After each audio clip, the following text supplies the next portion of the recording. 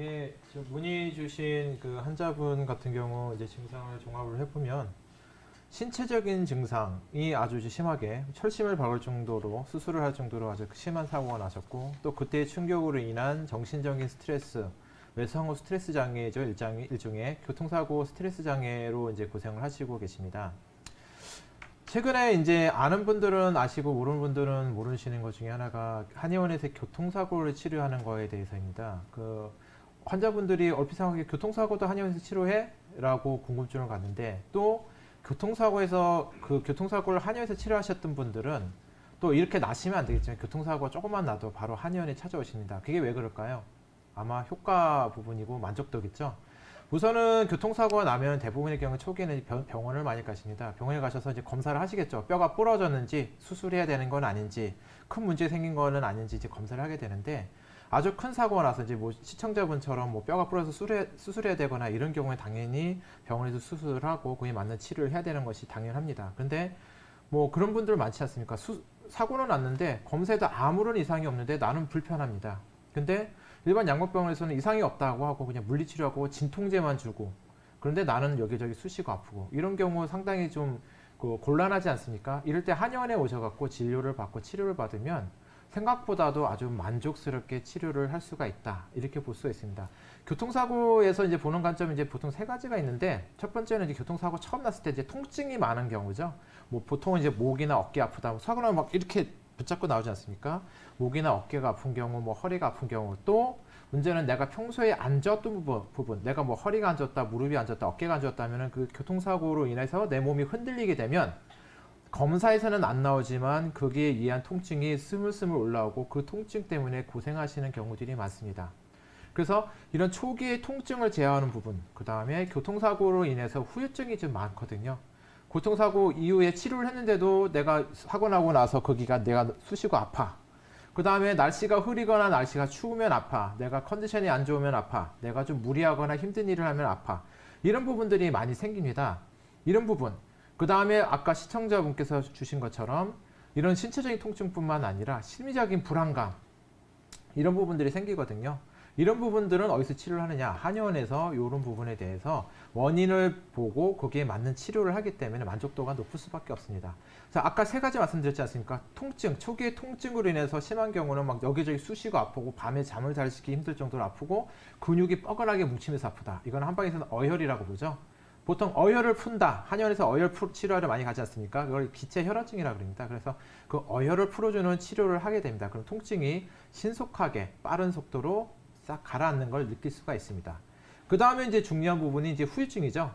초기 치료를 잘 못 받으신 분들 같은 경우 사고가 난 지 한 달, 두 달, 심지어 1년 이내는 지났는데 계속 그걸로 인해 통증이라든가 불편함을 호소하는 경우들이 있거든요. 그래서 이런 경우에는 그런 후유증을 치료해주는 치료를 하게 됩니다. 한방에서는 이런 경우는 신장이 약했다고 표현을 하는데, 한의학에서 말하는 신장은 현대에서 말하는 콩팥 이외에 우리 몸의 관절이나 뼈, 인대를 포괄하는 개념입니다. 그래서 교통사고 나무로 인해서 나의 관절이나 뼈, 인대, 이런 부분들이 약화가 남으로 인해서 교통사고 났던 부분이 시큰시큰해, 아 쩌릿쩌릿해, 아 뭔가 불편하고 시원치가 않아.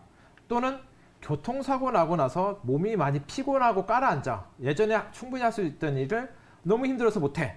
이런 부분이 생기는 거를 후유증 치료를 하게 된다. 이거는 한방에서 신장이 약했다고 보고 거기에 대한 치료를 하게 되겠죠.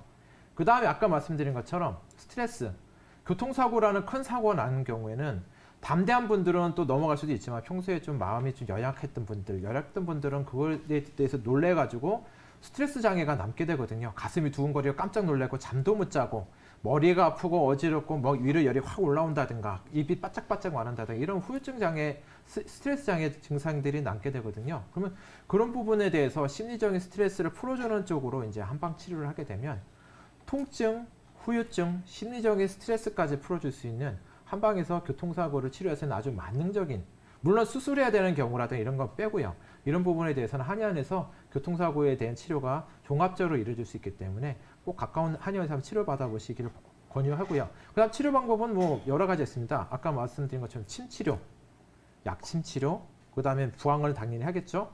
그 다음 추나요법, 그 다음에 물리치료, 이거는 뭐 양광병에서 하지만 한방에서도 물리치료 같이 해드립니다. 그 다음에 가장 큰 장점인 어혈을 풀어주거나 후유증을 없애주거나 마음을 가라앉혀주는 한약 치료까지 병행해드리기 때문에 뭐 양방 치료도 받으시고 거기서 약간 미흡하다 느끼시는 경우에는 한의원에 오셔갖고 한번 상담을 받아보시고 치료를 받아보시면 큰 만족을 느끼실 수가 있을 거라고 생각이 듭니다. 네.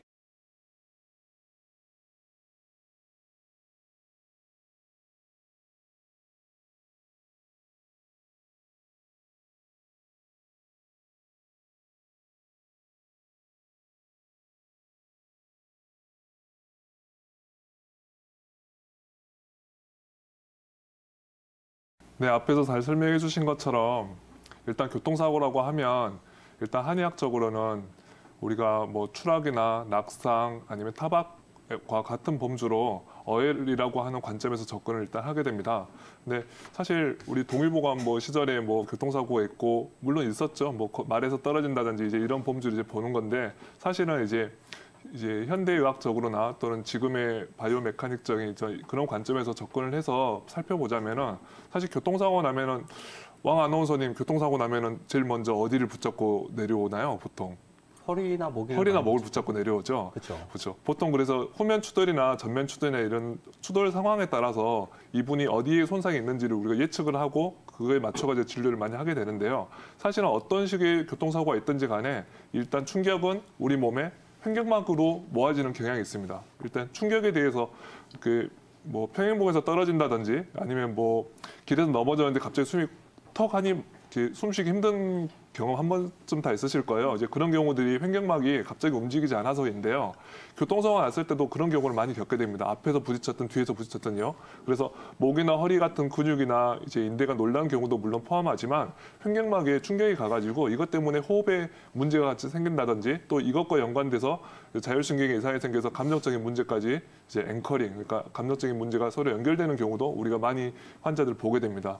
지금 그 질문 주신 시청자분께서는 사실은 그 골절까지 입는 이제 큰 손상을 입으셔가지고 철심 박는 이제 수술까지 받으시고 그 이후에 후유증으로 이제 공황장애까지 생겼다고 하셨는데요. 사실은 시간이 많이 흘렀기 때문에 어느 정도 치유가 되어야 될 기간인데 아직도 고생을 하고 계신 거는 제가 생각할 때는 여러 가지 감정적인 앙금이나 원망이나 이런 감정들이 같이 엮여 있다고도 생각이 들어요. 그래서 그런 부분에서 벗어나기 위한 앞서 이제 주성 원장님께서 소개하신 방법처럼 이제 한방병원이나 한의원을 통해 가지고 이쪽 치료를 좀 더 신경성식과적인 치료를 좀 더 받아보실 필요가 있고요. 또 본인이 더 즐기거나 어떤 정서적인 어떤 괴로움을 잊을 수 있는 어떤 방법을 찾아가지고 취미생활을 포함한 다양한 활동들을 하시는 게 사실 도움이 됩니다.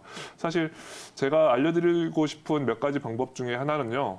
이런 궁극계 손상을 포함한 그 교통사고 후유증 환자분들은 수영을 하시는 게 좋습니다. 물에서 활동을 하시는 게 연세를 고려해서 관절의 무리나 이런 거를 최소화하면서 몸의 활동력을 이렇게 높여줄 수가 있고요. 또 이렇게 시청자분이 질의하신 것처럼 얼굴로 계속 열이 올라오는 게 교통사고 전에도 그랬는지는 모르겠으나 이렇게 자율신경이 흥분되어 있는 상태에서는 반신욕 같은 거를 같이 해주시는 게 매우 좋습니다. 그래서 물과 친하게 지내시는 게 좋아요. 수영을 하시든지 반신욕을 하시든지 또 연세를 고려해서 아쿠아로빅을 하시든지 이런 뭔가 에너지를 분출할 수 있는 이런 활동을 하실 수 있는 가능한 많이 하시는 게 지금 수술을 하고 나서 또 교통사고 후유증으로 안고 있는 다양한 문제들을 해소하는 데 도움이 될 것이라고 생각이 듭니다.